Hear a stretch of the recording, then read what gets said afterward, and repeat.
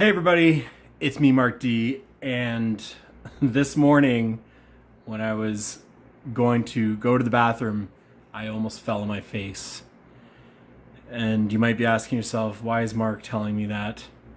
Why is Mark falling in the bathroom? I did day one of a program that is part of my exercise regime called Basement Beast. It's essentially targeted at people who want to work out from home. It's excellent for pandemic time. If you're nervous about going to gyms, if your gym is shut down, if you are not choosing to do the regulations that are required to go into a gym, this program is 12 weeks. It's 4 days a week of exercise, extreme pushing, using nothing but body weight and resistance bands. And week one doesn't even use resistance bands. And I've gotten in much better shape than I was prior to March 1st this year because, as you know, I did 75 hard and I'm doing it again. I'm in a second round of 75 hard. Part of my exercise regime is this Basement Beast. So yesterday they started with legs, and it was a humbling experience because I'm exceptionally out of shape despite weight loss. There was lots of room to improve, let's be honest. And after the workout, Lauren, my partner, was like, what the hell was going on in the living room? She was in the other room doing some pottery. I said, I was doing this workout. She was like, wow, that was noisy. I was wearing earphones, so I didn't know. I guess I was making a lot of noises. But when I was done, I literally couldn't go downstairs. Really was pretty much unable to go downstairs. Maybe I could have if I'd really tried hard. I had like almost 1,000 steps left in my 10,000 step day, and I had to where our railing is so I could like make sure my legs didn't give out from underneath me. And it was satisfying, to be honest. This morning when I woke up, I slightly forgot about it, but then I stepped down on the floor and I was like, whoa! And I almost fell back on the bed, so I kind of readjusted myself. But sitting down, and my hamstrings and my knees were not there. So I just finished day 2 workout, and I wanted to talk about food can really be a motivator. Because I didn't move from my desk today. I stood up for a while because I know that moving around helps. I almost fell on my face walking off the curb this morning as I was crossing the road because my leg just almost kind of gave out underneath me. I actually broke a rib. I got a small splinter in my rib when I fell over, very embarrassingly, and hit the curb. So I was had flash. So I realized at the end of the day I only had about 1,600 steps. I had like over 8,000 steps to do, and I was like, I just need to do it. I have to walk home from work to get this in. So I was feeling kind of sorry for myself. Nervous I wouldn't be able to do it. I was like, this is gonna hurt. This is gonna suck. And I just kept pushing. I leaned on my 75 hard group. The guys were very supportive. Darren, thanks a lot for chiming in. He great quote, only way to eat an elephant is bite by bite, so piece by. I think Rumi said it. So yeah, that's it. He suggested 500 steps at a time, which was a great idea, but I just didn't have the time to put in 500 bit by bit. I was sore when I started, and as I walked home, the signs came. It's all about the signs for me right now. It's all these things that are just kind of blowing my mind on, like, just reinforcing that when you see a sign, you're on the right path. That's what it's about for me. So I saw a lot of things that I was able to observe, and maybe these are things I would have seen on any other day that were related to the pain I was having in my lower body and my legs, and slowly humbling me, slowly motivating me to not take for granted what I have. And the first thing I saw was somebody in a wheelchair, and we were going uphill, and they were using their arms to push that wheelchair, and they were going as fast as me, and they were champ. They obviously had a lot.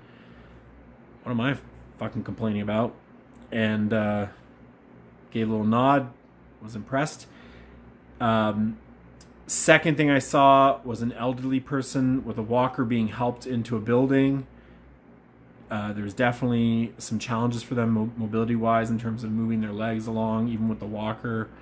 The two of them were having a little bit of challenge with the door. But it was kind of like, it was across the park. I noticed it just, as I was gazing across the park. And I was like, wow, that's like two things that I can really use to recognize where my mind is at and where I'm kind of positioning myself in the world. Now, this is not to say that people's pain isn't their own pain and everybody has their own levels, but what a great grounding reminder. What a way to kind of position and help you remember where you're at when you're in a place of complaining. So gratitude and memory. And I talked about this yesterday a little bit. I'm acknowledging and noticing. And I started putting together a little gratitude notebook. I might even like format it. I might bring it out and show it to you folks, because I just want to really jot how I push myself. And you know, it's a pretty simple thing. Push myself to do the walk. Saw those two things, and there was more. Park and crossing the street. I was down by Commercial Drive, for those of you who know where that is here in Vancouver. Got across Commercial Drive after getting past Grandview Park there. Saw a man on the side of the road just sleeping, like on the sidewalk. One leg of his pants was completely ripped, and neither of his feet had shoes on them, and they were quite calloused and, like, you know, beat up a bit. And I thought, like, every day when he walks.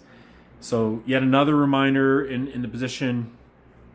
By that point, I was up at around 4,500 steps, and I'm starting to think, like, I'm counting steps right now while there's a person sleeping on the street, another person doing their everyday life of being challenged, of having to, like, use their hands and arms to go up a hill. Then they might not even think about it. I'm not even sure. I can't even imagine what their mindset is, but they were doing it, and they didn't look like they were grimacing. And again, I don't know what their experience was, but it made me contemplate what my experience was. And I was thinking, like, I'm complaining about being privileged enough to have a computer that I can watch routine on in my home to push myself to be healthier, which I'm unhealthy because of privilege and because I don't actually direct my energy to healthy places. Like, that's my choice. And maybe some of those other experiences I was looking on the street came from choice as well, but a real place to reflect from. After I saw that, I was quite motivated, and Darren from my men's group sung into our chat, and at that point I turned it on, and it was called From Suffering, and it was like DJ music with some speaking over it, like motivational speaking. Really great points, and it really got me going. Started pushing, started sweating a little bit, walking up hills. I would like get around 7,000 steps. I saw this young man who had a prosthetic leg, and he was walking his dog, and his dog was really giving him a run for his money, and he was challenged with it, probably just because he was a little kid, but he was going hard, and it was his everyday life. And again, I was just like, wow, this is an interesting thing the universe is putting in front of me to kind of just keep my head on straight, right? So I don't act like an idiot, don't start thinking like an idiot. And I got home. Family was just pulling out of the driveway, said a quick hello. They'd had some challenges. Everybody was kind of doing their thing. We were getting going. I came home, right away checked in. I still got some steps, and I thought, I'm feeling motivated by what I saw, because I had gratitude for what I have, the opportunities I have for pushing myself right now. As in the past, I can make choices that are good for me and for everybody around me, but first for me right now. And so that really got me motivated. I immediately opened up my laptop, and the last humbling experience, and you know what, you got to laugh at yourself if you're going to keep going. Last humbling experience of the day-to-day. Sorry, I'm a little sweaty still here. It's free. So yesterday was legs, you know, getting off the floor as a big guy. You know, it can be challenging when I'm in a good place, but after yesterday, my knees and thighs and quads and glutes are just aching. So today was arms and chest, and I could barely rep of some of the moves that he was getting us to do. I just did my best. I can't say enough about this guy in this video. He's like, I never thought somebody on a video could really motivate me, like doing something, like just starting to get down to lean down, and he'll it's like he knows. He says, like, don't give up now, beast. And it's kind of funny the way he calls us beasts in the videos.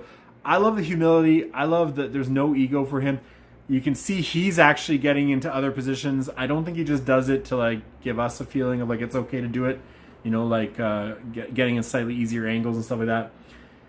And I'm done the final burnout. So there's exercises, and then as those finish, there's a burnout. There's like something extra to kind of.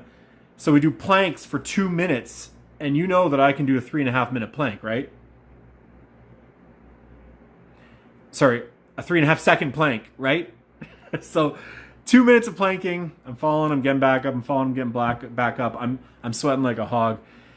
And he's like, okay, we're done, Beast, virtual high five. Which he's like talking, you know, he does a little pitch about buying the bands at the end, you know, which is fair.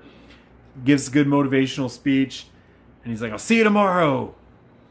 You know, think about how lucky and fortunate I am. And I had like a little moment. I felt true gratitude for what I have, the opportunity, and what's around me and what I've been provided with in my life. And I just think it's amazing. I was like kind of like having this real grounded moment. I was very grateful for it. Get up. And my arms don't work. And my legs don't work. And I'm rolling around on the floor thinking to myself, okay, am I in a situation where I'm not going to be able to get off the floor? I'm not sad, like depressed. I'm like pathetic, like that. So motivation further to be stronger, do more, get my shit together. And on yesterday's video, lots of likes late in the day today. I don't know what the friggin' algorithm is. I hope you enjoyed my story. I hope you are grateful. Please let me know. I want to hear about it. What's one thing you're grateful for today? And looking back, did you push yourself into anything? Even if it was simple, like, you know, I was going to order in and I decided to make dinner. Or I haven't talked to a friend and I decided to call them. I am dedicated to messaging one friend a day that I haven't talked to in a while. And today I did that. To those friends who kept in touch during COVID, I love you. You know who you are. Hezbot, Dan, and a whole bunch of others. And for those of you who always respond when I message, thank you. I love you. And that's why you're in my life. And that's what I'm grateful for. I'm also grateful for everything that I've been provided for.